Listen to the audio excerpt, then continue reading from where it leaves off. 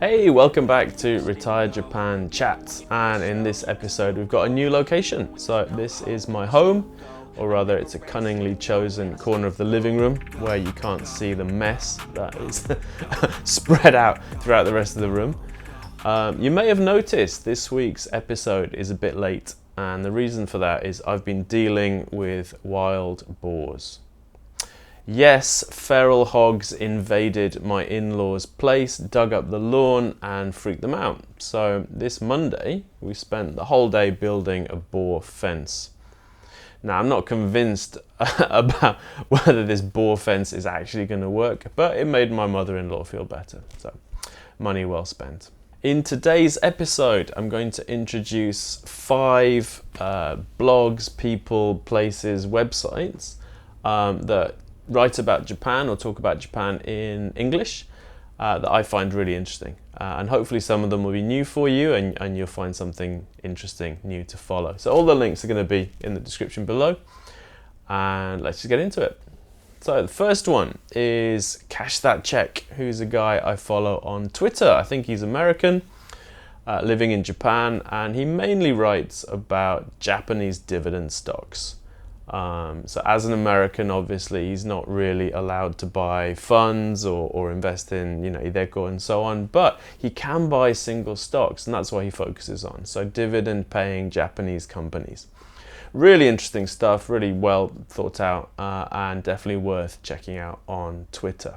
Now, second is Konnichi Value, who is, I think he's a fairly new writer, doesn't seem to have that much of a following yet, has a Substack as well as a YouTube channel. And basically writes about investing in Japan, various companies, does a couple of deep dives on things. Really interesting stuff, and I've really been enjoying their work ever since I found them just a few weeks ago.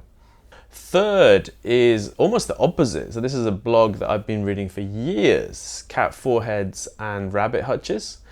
And this is written by Philip Brazier. At least I think that's how you say his name. He's a journalist working in Japan, writes a lot for the Japan Times and so on. And this blog focuses on Japanese real estate. Anytime a new post comes out, I'm immediately in there reading it and putting it in the Monday read. Fourth, now this one's a bit unusual because it's not about money. So this is Craig Modd, who's a guy, he's a photographer, a writer and a walker, and his main thing is he kind of walks mainly around Japan, around other countries, and writes about it.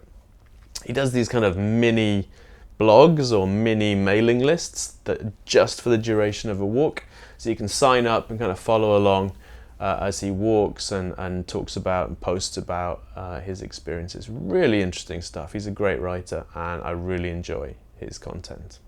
And fifth and final is the Reddit subgroup Japan Finance. Now yes, Reddit, the sinkhole of despair that is Reddit, but some corners of it are better than others, and Japan Finance is one of those better corners. Great content. Anytime I've got a tax question in particular, that's where I'll go and ask. And that is all for today. Thanks for coming along if you've watched this far, and I'll see you in the next video.